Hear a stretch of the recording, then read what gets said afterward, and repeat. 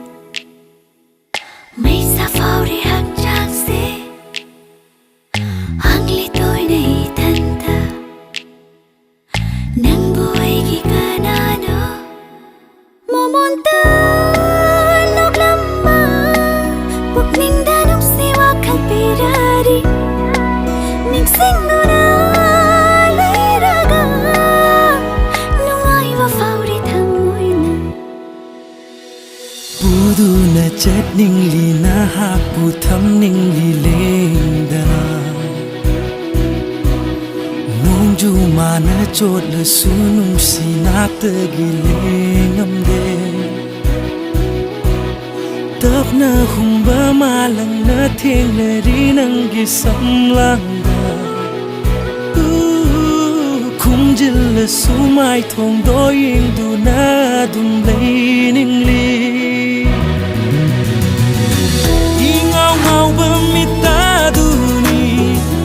Aigi thamoi bulau kriva makhol thokta na kauragi aibu si hairagi Tangna guba mai thong duna ngau halli mi kup kandana na tau du di khang le aina nang aibu ta singna nung shire